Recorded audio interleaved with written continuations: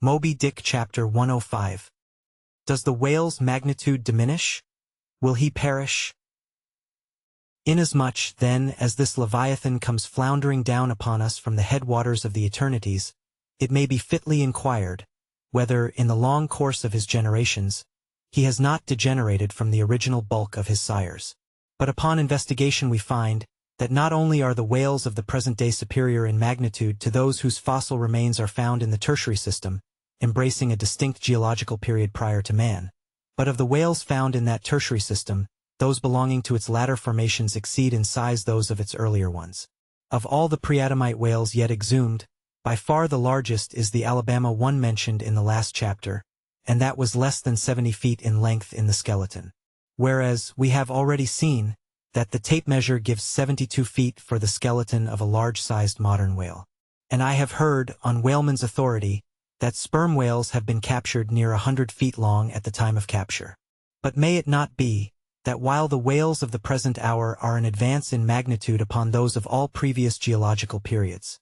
may it not be that since Adam's time they have degenerated? Assuredly, we must conclude so, if we are to credit the accounts of such gentlemen as Pliny and the ancient naturalists generally. For Pliny tells us of whales that embraced acres of living bulk, and Aldrovandus of others which measured 800 feet in length, rope walks and Thames tunnels of whales. And even in the days of Banks and Solander, Cook's naturalists, we find a Danish member of the Academy of Sciences setting down certain Iceland whales, Radensisker or wrinkled bellies, at 120 yards.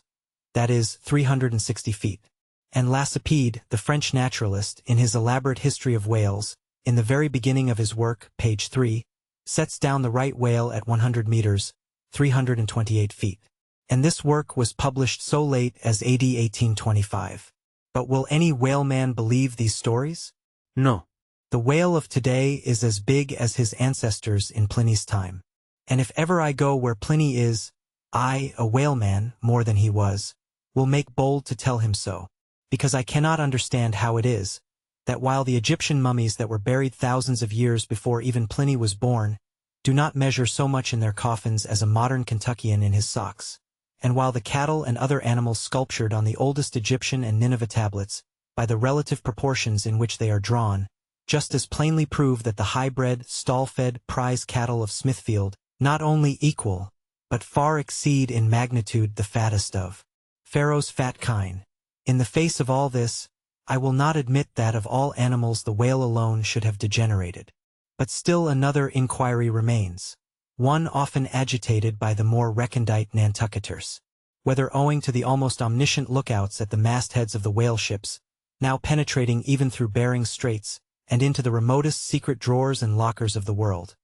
and the 1,000 harpoons and lances darted along all continental coasts. The moot point is, whether Leviathan can long endure so wide a chase and so remorseless a havoc, whether he must not at last be exterminated from the waters, and the last whale, like the last man, smoke his last pipe and then himself evaporate in the final puff. Comparing the humped herds of whales with the humped herds of buffalo, which, not 40 years ago, overspread by tens of thousands the prairies of Illinois and Missouri, and shook their iron manes and scowled with their thunder-clotted brows upon the sites of populous river capitals, where now the polite broker sells you land at $1 an inch. In such a comparison an irresistible argument would seem furnished, to show that the hunted whale cannot now escape speedy extinction. But you must look at this matter in every light. Though so short a period ago, not a good lifetime, the census of the buffalo in Illinois exceeded the census of men now in London, and though at the present day not one horn or hoof of them remains in all that region, and though the cause of this wondrous extermination was the spear of man, yet the far different nature of the whale hunt peremptorily forbids so inglorious an end to the Leviathan. 40 men in one ship hunting the sperm whales for 48 months think they have done extremely well, and thank God, if at last they carry home the oil of 40 fish. Whereas, in the days of the old Canadian and Indian hunters and trappers of the West, when the far West, in whose sunset suns still rise, was a wilderness and a virgin, the same number of moccasined men, for the same number of months, mounted on horse instead of sailing in ships, would have slain not 40, but 40,000 and more buffaloes. A fact that, if need were, could be statistically stated. Nor, considered aright, does it seem any argument in favor of the gradual extinction of the sperm whale, for example, that in former years, the latter part of the last century, say, these leviathans in small pods were encountered much oftener than at present, and, in consequence, the voyages were not so prolonged and were also much more remunerative. Because, as has been elsewhere noticed, those whales, influenced by some views to safety, now swim the seas in immense caravans, so that to a large degree the scattered solitaries, yolks, and pods, and schools of other days are now aggregated into vast but widely separated unfrequent armies. That is all. And equally fallacious seems the conceit, that because the so-called whalebone whales no longer haunt many grounds in former years abounding with them, hence that species also is declining. For they are only being driven from promontory to cape, and if one coast is no longer enlivened with their jets, then, be sure, some other and remoter strand has been very recently startled by the unfamiliar spectacle. Furthermore, concerning these last-mentioned leviathans, they have two firm fortresses, which, in all human probability, will forever remain impregnable. And as upon the invasion of their valleys, the frosty Swiss have retreated to their mountains,